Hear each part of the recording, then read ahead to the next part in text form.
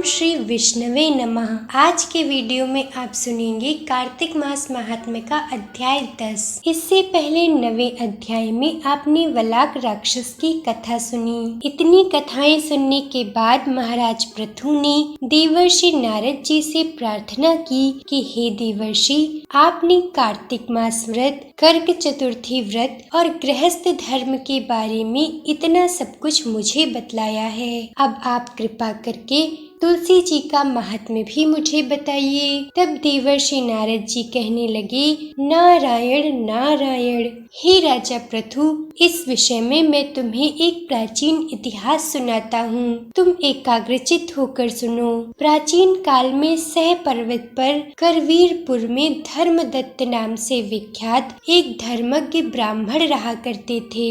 वे एक दिन कार्तिक मास में भगवान विष्णु के समीप जागरण करने के लिए भगवान के मंदिर की ओर चले। उस समय एक पहर रात बाकी थी। भगवान के पूजन की सामग्री साथ लिए जाते हुए ब्राह्मण ने मार्ग में देखा कि एक भयंकर राक्षसी आ रही है। उसे देखते ही ब्राह्मण भय से थर्रा उठे। उनका सारा शरीर कांपने लगा। उन्होंने साहस करके पूजा की सामग्री तथा जल से ही उस राक्षसी के ऊपर प्रहार किया। उन्होंने हरि नाम का स्मरण करके तुलसी दल मिश्रित जल से उसको मारा था, इसलिए उसका सारा पातक नष्ट हो गया। अब उसे अपने पूर्व जन्म के कर्मों के परिणाम स्वरूप प्राप्त हुई दुर्दशा का स्मरण हो आया। उसने ब्राह्मण को दंडवत प्रणाम करके इस प्रकार कहा, ब्राह्मण, मैं पूर्व जन्म के कर्मों के फल से इस दशा को पहुंची हूँ। अब कैसे मुझे उत्तम गति की प्राप्ति होगी? धर्मदत्त ने पूछा, किस कर्म के फल से तुम इस दशा को पहुंची हो? कहाँ की रहने वाली हो? तुम्हारा नाम क्या है और आचार व्यवहार कैसा है? ये सारी बातें मुझे बताओ। राक्षसी बोली, ब्राह्मण, मेरे पूर्व जन्म की बात है। सौराष्ट्र नगर में भिक्षु नाम के एक ब्राह्मण रहते थे। मैं उन्हीं की पत्नी थी। मेरा नाम कलहा था और मैं बड़े क्रूर स्वभाव की स्त्री थी। मैंने वचन से भी कभी अपने पति का भला नहीं किया। उन्हें कभी मीठा भोजन नहीं परोसा। सदा अपने स्वामी को धोखा देती रही। मुझे कलह विशेष प्रिय था। इससे मेरे पति का मन मुझसे सदा उद्विग्न रहा करता था।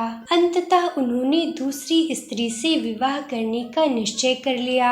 तब मैंने विष खाकर अपने प्राण त्याग दिए। फिर यमराज के दूत आए और मुझे बांधकर पीटते हुए यमलोक में ले गए। वहाँ यमराज ने मुझे देखकर चित्रगुप्त से पूछा, चित्रगुप्त, देखो तो सही, इसने कैसा कर्म किया है। जैसा इसका कर्म हो उसके अनुसार यह शुभ या अशुभ प्राप्त करे। चित्रगुप्त ने कहा, इसका किया हुआ कोई भी शुभ कर्म नहीं है। यह स्वयं मिठाइयाँ उड़ाती थी और अपने स्वामी को उसमें से कुछ भी नहीं देती थी। इसने सदा अपने स्वामी से द्वेष किया है, इसलिए यह चमगादुरी होकर रहे तथा सदा कलह में इसकी प्रवृत्ति रही है। इसलिए यह विष्ठाभोजी सूकरी की योनि में रहे। जिस बर्तन में भोजन बनाया जाता है उसी में यह सदा अकेली खाया करती थी। अतः उसके दोष से यह अपनी ही संतान का भक्षण करने वाली बिल्ली हो।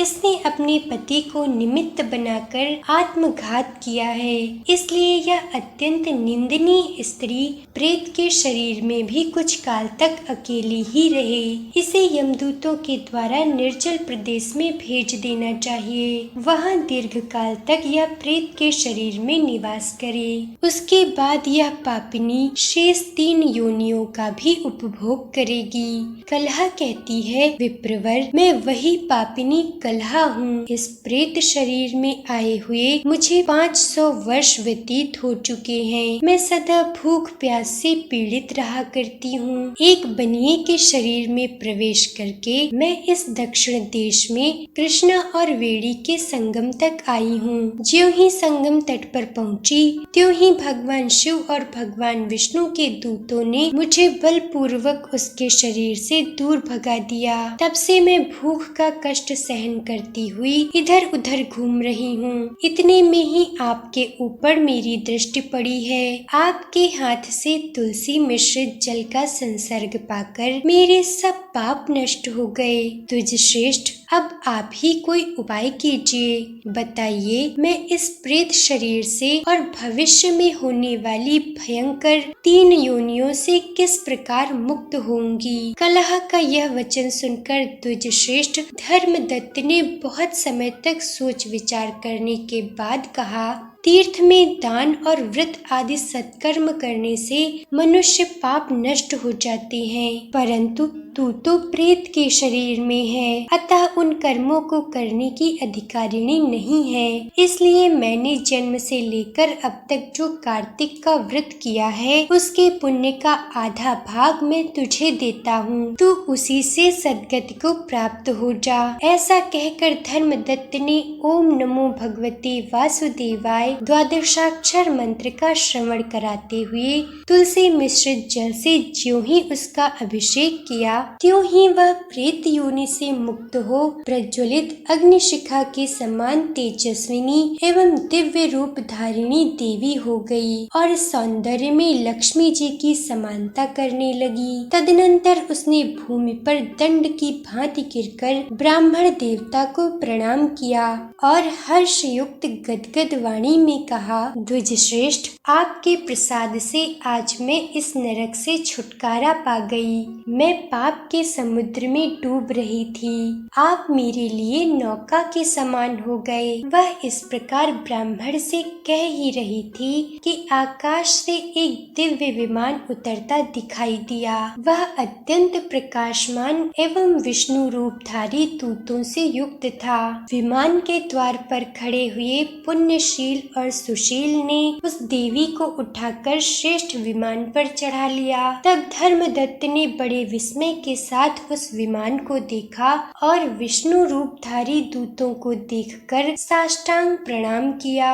पुण्यशील और सुशील ने प्रणाम करने वाले ब्राह्मण को उठाया और उसकी सराहना करते हुए कहा, द्विज श्रेष्ठ, तुम्हें साधुवाद है, क्योंकि तुम सदा भगवान विष्णु के भजन में तत्पर रहते हो, दीनों पर दया करते हो, सर्वज्ञ हो तथा भगवान विष्णु के व्रत का पालन करते हो। तुमने बचपन से लेकर अब तक जो कार्तिक व्रत का अनुष्ठान किया है उसके आधे भाग का दान करने से तुम्हें दूना पुण्य प्राप्त हुआ है और इसके सैकड़ों जन्मों के पाप नष्ट हो गए हैं। अब यह वैकुंठ धाम में ले जाई जा रही है। तुम भी इस जन्म के अंत में अपनी दोनों स्त्रियों के साथ भगवान विष्णु के वैकुंठ धाम में जाओगे। धर्मदत्त, जिन्होंने तुम्हारे सामने भक्ति पूर्वक भगवान विष्णु की आराधना की है वे धन्य और कृतकृत्य हैं। इस संसार में उन्हीं का जन्म सफल है। भली भांति आराधना करने पर भगवान विष्णु देहधारी प्राणियों को क्या नहीं देते हैं। उन्होंने ही उत्तानपाद के पुत्र को